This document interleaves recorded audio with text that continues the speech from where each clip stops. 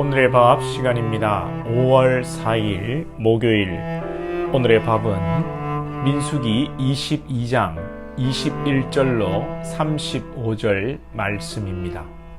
발람이 아침에 일어나서 자기 나귀의 안장을 지우고 모압 고관들과 함께 가니 그가 감으로 말미암아 하나님이 진노하심으로 여호와의 사자가 그를 막으려고 길에 서니라. 발람은 자기 나귀를 탔고 그의 두 종은 그와 함께 있더니 나귀가 여호와의 사자가 칼을 빼어 손에 들고 길에 선 것을 보고 길에서 벗어나 밭으로 들어간지라. 발람이 나귀를 길로 돌이키려고 채찍질하니 여호와의 사자는 포도원 사이 좁은 길에 섰고 좌우에는 담이 있더라. 나귀가 여호와의 사자를 보고 몸을 담에 대고 발람의 발을 그 담에 짓누르매 발람이 다시 채찍질하니 여호와의 사자가 더 나아가서 좌우로 피할 데 없는 좁은 곳에 선지라. 나귀가 여호와의 사자를 보고 발람 밑에 엎드리니 발람이 노하여 자기 지팡이로 나귀를 때리는지라. 여호와께서 나귀 입을 여시니 발람에게 이르되 내가 당신에게 무엇을 하였기에 나를 이같이 3번을 때리느냐? 발람이 나귀에게 말하되 네가 나를 거역하기 때문이니 내 손에 칼이 있었다면 곧 너를 죽였으리라. 나귀가 발람에게 이르되 나는 당신이 오늘까지 당신의 일생 동안 탄 나귀가 아니냐? 내가 언제 당신에게 이같이 하는 버릇이 있었더냐? 그가 말하되 없었느니라. 그때에 여호와께서 발람의 눈을 밝히심에 여호와의 사자가 손에 칼을 빼들고 길에 선 것을 그가 보고 머리를 숙이고 엎드리니 여호와의 사자가 그에게 이르되 너는 어찌하여 내 나귀를 이같이 3번 때렸느냐? 보라, 내 앞에서 내 길이 사악함으로 내가 너를 막으려고 나왔더니 나귀가 나를 보고 이같이 3번을 돌이켜 내 앞에서 피하였느니라. 나귀가 만일 돌이켜 나를 피하지 아니하였다면 내가 벌써 너를 죽이고 나귀는 살렸으리라. 발람이 여호와의 사자에게 말하되 내가 범죄하였나이다. 당신이 나를 막으려고 길에 서신 줄을 내가 알지 못하였나이다. 당신이 이를 기뻐하지 아니하시면 나는 돌아가겠나이다. 여호와의 사자가 발람에게 이르되 그 사람들과 함께 가라. 내가 내게 이르는 말만 말할지니라. 발람이 발락의 고관들과 함께 가니라. 발람은 발락의 요청에 의해 그리고 하나님께서 일단 가라고 말씀하셔서 발람은 나귀를 타고 모압 땅 쪽으로 이동합니다. 그런데 중간에 하나님의 사자가 발람의 길을 막고 이로 인해 나귀와 관련된 일로 한바탕 소동이 일어나게 됩니다. 발람은 나귀를 때리면서 어서 가자 하고 하나님께서는 나귀의 눈을 열어 하나님의 사자를 보게 하므로 나귀는 버티고 급기야 나귀가 입을 열어 왜 때리냐고 나귀가 말을 하게 됩니다. 발람이 하나님의 말씀을 못 알아먹으니 하나님께서 이 나귀 짐승의 눈을 열어 주의 사자를 보게 하십니다. 발람이 나귀를 타고 가려고 하는데 나귀가 보니까 여호와의 사자가 칼을 빼들고 죽이려 한단 말이죠. 3번이나 나귀는 버티고 발람은 지팡이로 나귀를 때리게 됩니다. 여기에서 나온 말이 무엇이겠습니까? 이 짐승만도 못한 인간, 나귀 새끼만도 못한 발람인 것입니다. 우리도 참 부족할 때가 있습니다. 우리의 부족함과 연약함을 깨닫기를 원합니다. 또 다르게 생각하면 하나님께서는 짐승도 사용하셔서 말하게 하시고 보게 하십니다.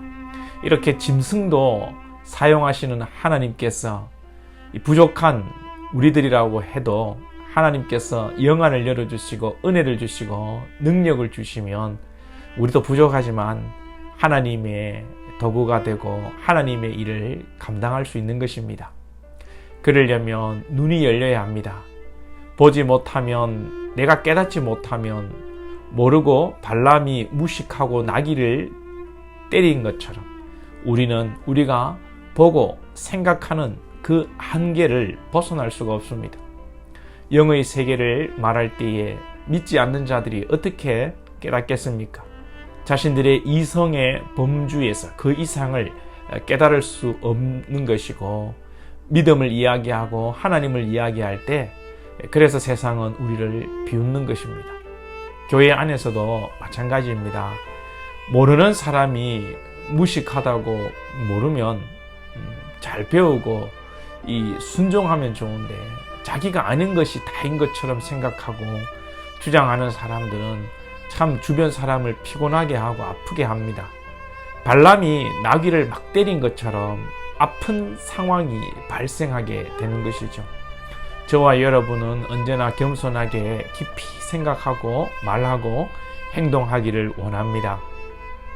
오늘 말씀에서 좀 의아한 부분이 있습니다. 분명히 하나님께서 발람에게 가라고 하셨습니다. 그럼에도 22절에서 그가 감으로 말미암아 하나님이 진노하심으로 여호와의 사자가 그를 막으려고 길에 서니라. 하나님께서 분명히 가라고 하셨는데 하나님께서 가는 것으로 인하여 진노하신다는 것입니다. 그리고 또 34절 중간에 보시면 당신이 나를 기뻐하지 아니하시면 나는 돌아가겠나이다. 35절입니다. 여호와의 사자가 발람에게 이르되 그 사람들과 함께 가라. 내가 네게 이르는 말만 말할지니라. 발람이 발락의 고관들과 함께 가니라. 나귀 사건 이후에 발람이 하나님이 기뻐하시지 않으면 돌아가겠다고 발락에게 안 가겠다고 하지만 하나님께서는 또 가라고 말씀하시죠. 근데 하나님의 본 뜻이 무엇입니까? 발람이 발락에게 가는 것도 아니고 가서 발락의 말대로 이스라엘을 저주하는 것도 아닙니다. 그런데 하나님께서 저주만 하지 말고 한번 가보라는 것입니다. 이것은 하나님께서 발람에게 네 마음이 가고 싶은 것 아니냐, 그래 그러면 네 하고 싶은 대로 한번 해봐라는 것입니다. 그리고 우리에게 도전하는 것은 몸만이 아니라 마음까지도 진정한 순종의 모습이 있어야 된다는 것을 말씀하시는 것입니다. 발람의 마음은 이미 발락에게 가 있고 발락이 주겠다고 한 그 은과 금의 마음이 있는 것입니다. 그러나 하나님이 가지 말라고 하면 내가 안 가겠다는 것이죠. 몸과 마음의 불일치가 일어나는 겁니다. 이것은 진정한 순종이 아니고 하나님께 벌 받을까 싶어서 두려워서 억지로 안 가는 것입니다. 우리 하나님께서 우리에게 바라시는 것은 억지로 하는 것이 아닙니다. 하나님께서도 우리에게 억지로 일하시지 않으시고 우리도 하나님께 억지로 벌 내리는 것이 무서워서 반대로 또 복을 받기 위해 억지로 일하는 것을 하나님 원치 않으십니다. 여러분의 자녀가 여러분에게 효도할 때 재산 상속 때문에 억지로 한다면 여러분 기분이 어떠세요? 하나님의 마음이 그러신 것입니다. 저와 여러분의 이 신앙의 이 모습은 하나님의 은혜로 된 것이고 우리는 이 은혜를 기억하며 하나님께 감사하고 자발적으로 진심 어린 순종의 삶을 살아가야 됩니다. 내가 재직이기 때문에, 내가 권사가 되어야 하고 내가 장로가 되어야 하기 때문에 억지로 일하는 것이 아니라 주의 나라와 교회와 연약한 성도들을 돌아보며 기쁜 마음으로 순종하시기 바랍니다. 우리 모두가 품위 있고 자발적인 순종을 통해 아름다운 하나님의 백성들이 될 수 있기를 축복합니다. 기도드리겠습니다. 하나님, 오늘 참 낙이 짐승반도 못한 발람을 보게 됩니다. 우리의 모습, 참 짐승만도 못한 인간들이 많다고 하는데 오늘 나의 모습이 주님 그러합니다. 주님 불쌍히 여기시고 용서하여 주시고 그런 나를 사랑하시고 십자가의 독생자 예수를 못 박아 나를 구원하신 그 은혜를 늘 깨닫게 하시고 그 감격 속에 기쁨으로 감사함으로 억지로가 아니라 자발적으로 주의 나라를 위하여 수고하며 살아가고 애쓰는 저희들이 될 수 있도록 주님 성령으로 감동하여 주옵소서. 예수님의 이름으로 기도하옵나이다. 아멘.